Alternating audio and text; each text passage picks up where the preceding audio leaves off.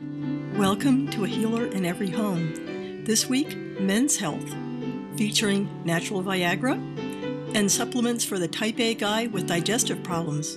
But first, partner massage, demonstrated by Lisa Santoro, on me, your series host, Begabati Lenahan. Hi, I'm Lisa Santoro, the massage therapist at the Lydian Center. And one of the things that happens with massage, if a partner asks you to massage them, sometimes they might be a little bit bigger muscled, or they may have some tension that your hands would get tired easily when you're massaging them. So what I'm going to demonstrate right now is how to do a little bit of partner massage with some ordinary household tools. Bagabity, if you could hold these for me. What I'm using first is a rolling pin. It's one of the best self-massage and partner massage tools out there. And most houses have one, just your ordinary garden variety rolling pin. And what I'm going to do is I'm going to be massaging Bagabity's shoulders. And what I'm going to do is I'm going to roll that rolling pin right on areas of pretty common tension. The shoulders, or trapezius as we know in muscular terms, can get very tense when people are using computers, sitting at desks during the day, or even if the partner has been caring for a child at home and lifting children, putting them into a crib. Sometimes this area can get very tight and tense. So I'm just doing some nice moderate pressure here. And in this way, using a tool, your partner can say to you, "Gee, could you do that a little harder, please?" And all I have to do is lean on that rolling pin just a little bit more and just roll that out, just like you're rolling out dough. So that's one tool you can use. And the second tool, if I can take the tennis ball, Bagabity, thank you. Tennis balls make excellent massage tools. And for a little bit more specific pressure, we can just roll that tennis ball right on that area of tension. One thing you want to make sure of is that you're not rolling over hair, or that you stay away from bony areas. So you might want to poke around just a little bit. You want to make sure that you're not going beyond sort of the sweater or shirt crease right here. That's when we get into bone. So we're going to stay in soft tissue or muscular areas. So I'm going to work that tennis ball back and forth. How does that feel, Bagabity, when I do that? Great. We did not pay her to say that. And so I'm just going to roll that tennis ball both sides. I'm just using the tennis ball right in the heel of my hand. It makes a wonderful self-massage tool as well. We can do this on ourselves. We can do this on our chest area. We can do it on our hands and our arms. But for doing it with partners, it's a really fun little tool to use. My favorite tool of all time, I'm just going to put that right there. Toys make excellent massage tools, especially little cars and little trucks. And it's the same concept as when you're using the rolling pin. It can feel even a little bit deeper because you have a smaller area that you're massaging with. And I'm just going to roll this little truck. How does that feel? Whoa. That can feel a little bit deeper. And really, you can look through your toy chests at home, if you have them, and see if one is appropriate. I'm using sort of this monster truck, but really anything with wheels, little trucks, little cars. The Hot Wheels cars are a little too small, so I'm using one with some these tires are about maybe 1.5 inches big, maybe 1 inch wide. And so that, again, that's a little bit deeper and can provide a little bit deeper of massage while saving your hands. And if I can use that one with the rolling, this is a specific massage tool. You can find these in places where they sell body care products. And this one it just has some smooth balls. It might not have as much of an impact as the little toy truck, and it's a little bit smoother while I'm doing the massage. Yeah, does that feel less deep? Mm-hmm. And that might be nicer for people who are they just want to relax. They just want to have a little bit of massage and maybe they don't have as much tension here. These kinds of tools can be nice. And again, you can really use these tools anywhere in the body. You can use them on legs, on arms, on your own chest, on your neck area. So they make a great household addition for some partner massage.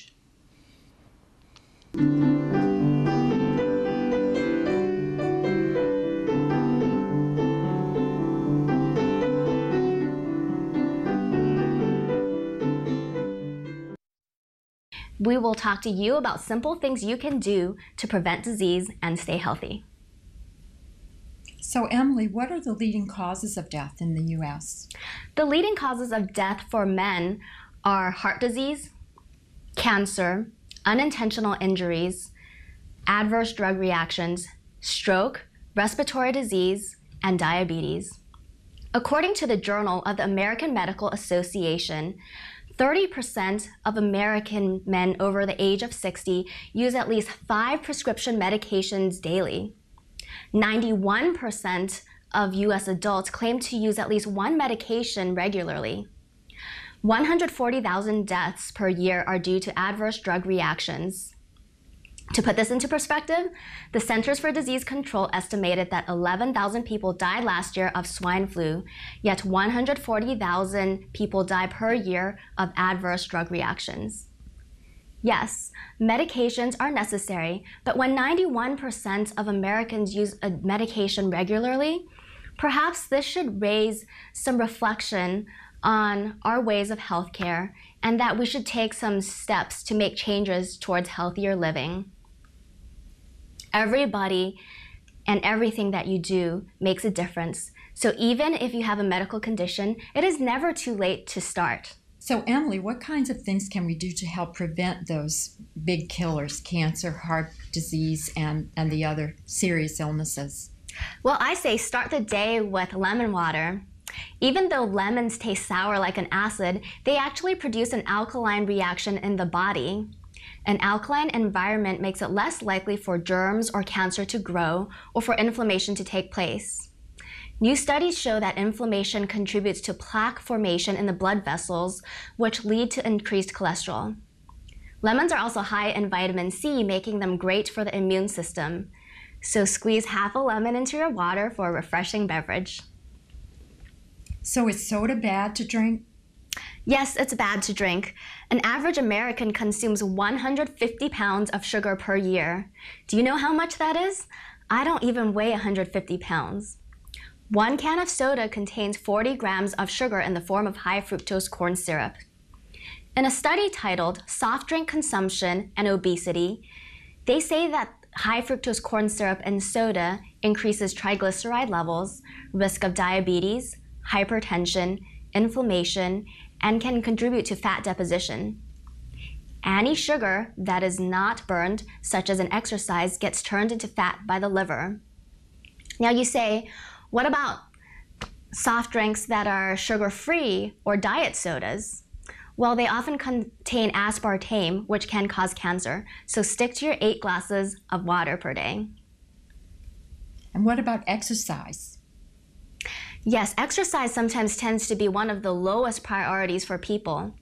But I tell my patients that sometimes they really need to reframe what is important to them. If you feel well, you will often find that you have more time to do things than if you don't feel well. A study showed over a 20-year period of time that men who exercise were less likely to die of any cause. Exercise also decreases risk of diabetes, heart disease, osteoporosis, and is important for healthy weight, mood, and energy levels. What about the foods we eat? Well, they say that we should have 9 servings of fruits and vegetables daily. 9? That's a lot. How much is a serving? Well, a serving is half a cup, usually. And to put that into perspective, you can have 2 cups of fruit per day or 2.5 cups of vegetables per day. And if you think of a salad, that's not so much. Fruits and vegetables are very important for health function, and I usually tell my patients what to do rather than what not to do. So eat your fruits and vegetables first. Instead of grabbing for your meat and potatoes first, where you're likely to be too full and not include any fruits and vegetables, you can have them first. And they are a great source of vitamins, minerals, enzymes, and fiber that are essential for cell function. Most people notice an increase in energy levels and mood when they increase their fruits and vegetables. What kinds of things can we eat for healthy snacks? I know a lot of men pay too many visits to the vending machines and Dunkin' Donuts and Starbucks. Yes, well, I tell my patients to be prepared and buy some snacks to keep at their desk or at the refrigerator at work.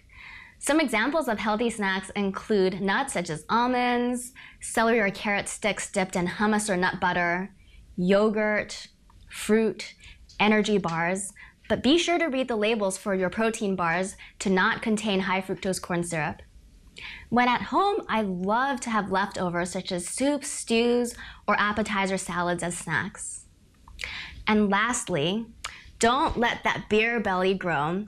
Studies show that obesity itself is a risk factor for increasing diabetes, hypertension, cardiovascular disease, cancers, back pain, to name a few. Fat that is deposited in a pattern, such as your beer belly or apple shape, is more dangerous than general obesity. I use a program called First Line Therapy with my patients to help them improve body composition and decrease cardiometabolic risk factors. What about alcohol, Emily? I've heard that 2 glasses of wine a day can really help to fight heart disease. But how much alcohol is too much? Well, according to the Centers for Disease Control, moderate drinking is defined as having no more than 1 drink per day for women or 2 drinks per day for men. Now, 1 drink is 12 ounces of beer, 5 ounces of wine, or 1.5 ounce shot of liquor. Studies, now men, you cannot add up your quota for the week and say that drinking 7 drinks on a weekend is okay, or in the category of moderate drinking, because drinking any more than 5 drinks on a single occasion is considered binge drinking. Studies do show that men who drink moderately have a 20 to 28% chance of dying less frequently than men who are abstainers or heavy drinkers. The cardiovascular benefits of wine are due to the antioxidants such as resveratrol, but antioxidants can also be found in grape juice or fruits and vegetables. Studies also show that moderate drinkers tend to have a lower incidence of Alzheimer's disease, stroke, peripheral vascular disease, or cardiovascular disease, and also have a decreased incidence of catching the common colds. However, alcohol can tend to raise triglyceride levels because of its high carbohydrate content, especially in beer. So alcohol can increase risk of developing diabetes. Also, since alcohol is brewed with yeast, people who tend to be sensitive to yeast can experience some bloating or gastrointestinal symptoms. Lastly, heavy consumers of alcohol are at risk for developing liver disease, pancreatitis, certain cancers, and are at risk for getting involved in accidents. What about drinking because you're anxious or depressed? Well, if you're drinking to relieve stress, anxiety, or depression, that should be a red flag, and you should talk to your doctor about that. Some better ways to deal with stress include going outdoors, exercising, engaging in hobbies that you enjoy, or spending meaningful time with people who have relationships with you, such as friends and family. And what about herbs? Are there some good herbs for stress? Yes, there are some great herbs for stress. One very popular herb that has come into being for mood and stress has been St. John's wort. However, St. John's wort is processed by the liver, where many drugs are also processed and can interfere, so you may want to talk to your doctor before using St. John's wort. FYI, St. John's wort decreases the effectiveness of birth control pills. Some gentler herbs that I like to use are chamomile, lemon balm, or passion flower. I tell my patients that they can find these in the form of a tea, tincture, or capsules. Other great supplements for relieving stress are B vitamins and magnesium. So Cindy, are there some homeopathic remedies that can be used for stress? Oh, sure, Emily. There are quite a few of them. The one that I'd like to talk about today is specifically good for men. It's called Nux vomica. Nux vomica is a remedy which is perfect for the typical type A male personality. This man is somebody who overworks and overplays. He's so ambitious, competitive. He drives himself at work and he drives the others as well. He can be impatient, he can be irritable, and he is really what you'd call the workaholic, addicted to his work. And not only is he addicted to his work, but he tends to become addicted to coffee, alcohol, cigarettes, the things that keep him going while he's trying to work. So if you recognize yourself in that personality profile, or you recognize your husband or your partner or even your son, they could probably benefit from Nux vomica. Now, Nux vomica for a personality type like this is really what we call the constitutional homeopathic remedy. And I generally don't like to recommend people to take their constitutional remedy unless they're under the guidance of a professional homeopath. But in the case of Nux vomica, this picture is so clear and easy to recognize that I think it can be very helpful for you to try it. And you can buy the Nux vomica at any health food store. So I've heard that Nux vomica can be used as some kind of a hangover remedy. Well, it's often called the hangover remedy because it can be used in the occasional situation where somebody overindulges in food, overindulges in drink, maybe even just overindulges in coffee. And so it has that name. But it can also be useful if somebody just overstresses themselves occasionally, a one-off kind of thing. If they get that picture of irritability, very sensitive, very, very driven, and generally the Nux vomica person gets the GI upset. So for that kind of situation, you can try Nux vomica. But if the hangovers and the overwork becomes chronic, then really it's needed as a chronic constitutional remedy. And if you try it as a chronic constitutional remedy and it doesn't relieve your stress within 4 to 6 weeks, then you should really seek the help of a professional homeopath or a therapist. So Emily, how about some other specific men's health issues like enlarged prostate? Are there some herbal supplements for benign prostatic hypertrophy? Yes, benign prostatic hypertrophy, or BPH, is common as men age. It's important for you to recognize the symptoms of BPH, which include frequent urination, urinary retention, difficulty starting or stopping your urine stream, or noticing a decrease in the force of urination, getting up at night to use the restroom. One of the reasons BPH develops is because of excessive levels of dihydrotestosterone, a byproduct of testosterone. Excessive dihydrotestosterone contributes to enlargement of the prostate. Finasteride is the drug that is used to treat symptoms of BPH. And it works by a mechanism of decreasing an enzyme that converts to dihydrotestosterone. It turns out that there's an herb called saw palmetto, which works in the same mechanism. The good news is that saw palmetto works just as effectively as finasteride according to studies in cases of mild to moderate BPH and does not have the side effects that the drug does. Now, Cindy, are there some remedies that you can use for other men's issues such as ED or erectile dysfunction? That's something common in men, isn't there? Yes, there are definitely some homeopathic remedies for that. Before we talk about them, though, I would like to talk a little bit about the causes and the incidence of erectile dysfunction. If you look at the sheer number of ads on the television and in magazines about erectile dysfunction, you would think that everybody experiences this difficulty. Actually, in fact, for men age 40, it only occurs in about 5% of the men. And for those age 65, it occurs in about between 10 and 25%.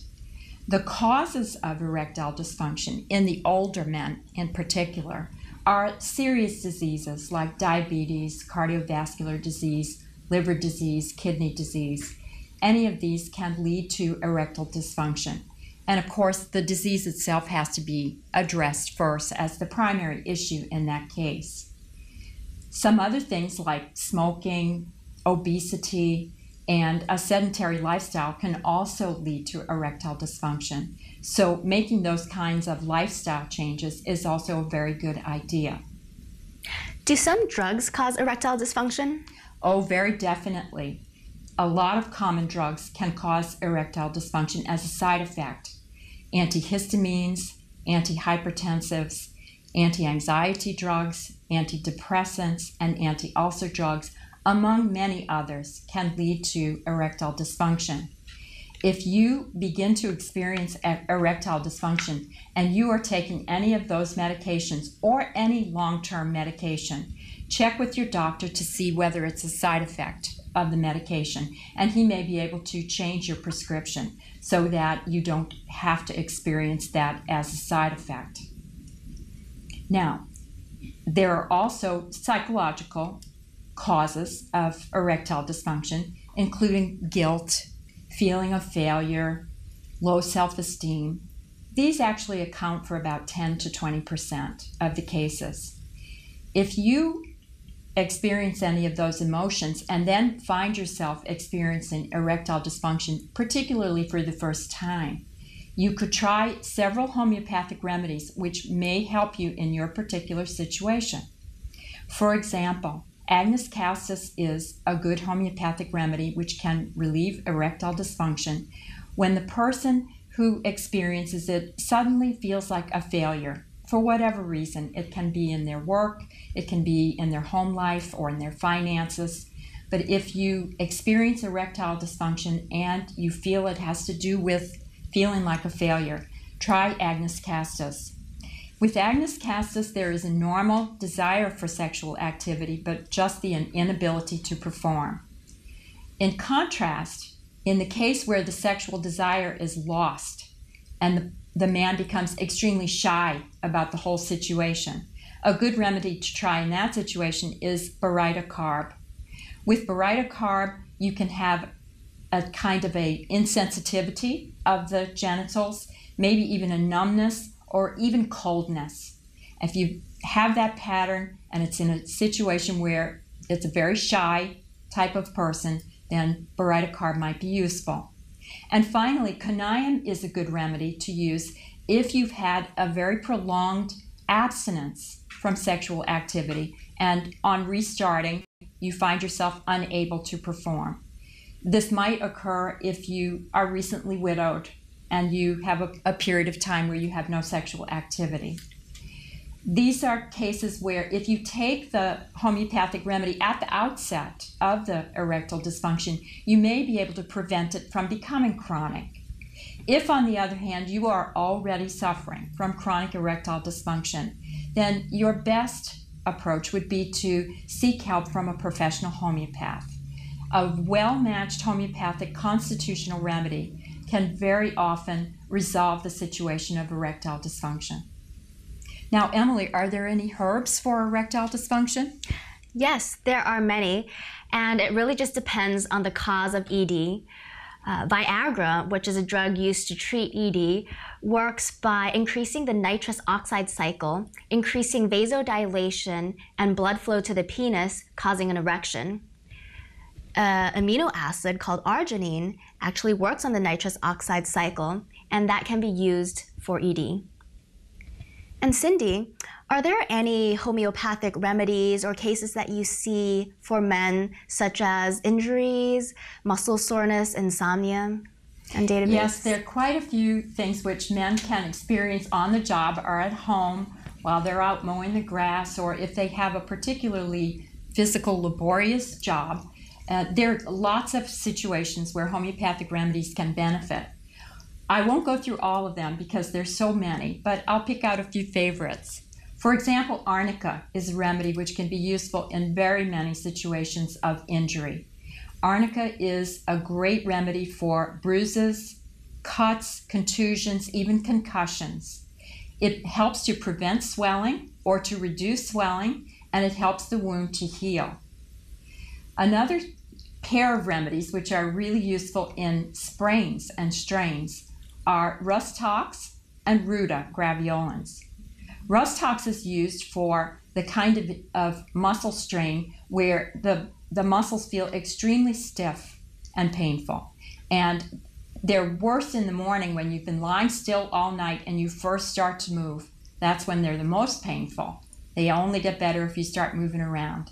If you have that profile, then Rhus tox would work for you.